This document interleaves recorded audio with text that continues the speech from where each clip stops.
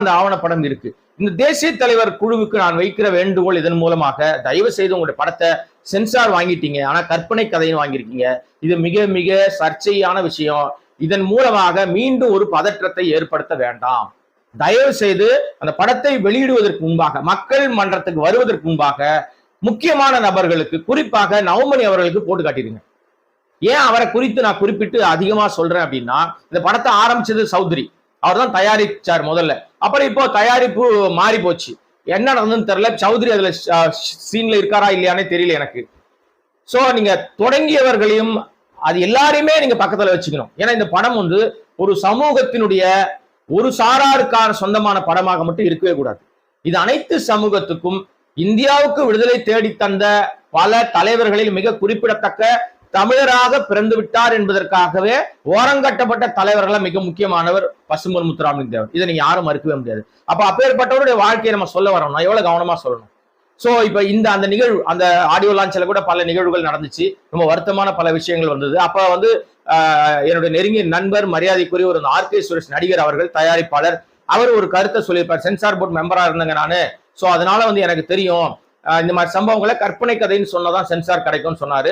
அது வந்து உண்மைதான். ஆனால் கற்பனை கதைன்னு சொல்லும் போது அதனுடைய தலைப்பிலிருந்து எல்லா விதங்களிலும் உண்மையை நம்ம சொல்லக்கூடாது. கற்பனைனா கற்பனையா இருந்துடணும். நீங்க ஒரு டிஸ்கிளைமர் முன்னாடி போடுவாங்க, படங்கள் தொடங்கிறதுக்கு முன்னாடி ஒரு டிஸ்கிளைமர் போடுவாங்க. இப்ப கூட நீங்க வந்து பைசன் ஒரு படம் வந்திருக்கு. அந்த படம் தென் மாவட்டத்தில் வாழ்ந்த ஒரு தலைவருடைய ஒரு விஷயத்தெல்லாம் உள்ள கொண்டு வந்திருக்காங்க. அமீருடைய கதாபாத்திரம் யாருன்னு நீங்க படம் பார்த்த எல்லாருக்கும் உங்களுக்கே தெரியும். அப்ப அதுல ஒரு டிஸ்கிளைமர் போட்டுருவாங்க, இதுதான் சொல்ல மாட்டாங்க. இன்னும் பல விஷயங்களை நம்ம அப்படி சொல்ல முடியும். அப்ப நீங்க ஒரிஜினலை சொல்லும் போது இவங்க தான் இவங்களுடைய என்ஓசி வாங்கிட்டு தான் நம்ம வந்து சொல்றோம் அப்படின்லாம். அப்ப என்ஓசி வாங்கலைன்னா அதுல சிக்கல் வரும்னு கற்பனை கதாபாத்திரம் சொல்லுவாங்க. அப்ப தேசிய தலைவர்னு புகைப்படம் போட்டுறீங்க, அவர் மாதிரியே நீங்க நடிக்கிறீங்க, அவருடைய மறைக்கப்பட்ட வரலாறுன்னு சொல்லிட்டு அது எப்படி கற்பனைன்னு நீங்க சென்சார் வாங்க முடியும்? இன்னொரு விஷயம், காமராஜரை என்னவா காமிச்சிருக்கீங்கன்னு தெரியாது. இமானுவேல் சேகருடைய படுகொலை என்னவா நீங்க அதுல வந்து உங்களுடைய காட்சிப்படுத்தல் இருக்குன்னு தெரியாது. தென் மாவட்டங்களில் ஒரு பதற்றத்தை ஏற்படுத்துகிற சூழலை மீண்டும் எந்த காரணம் கொண்டும் நாம் அனுமதிக்க முடியாது.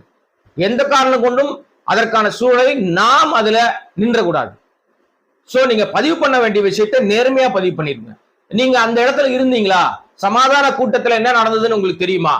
அப்ப அதை எப்படி நீங்க காட்சிப்படுத்தினீங்க?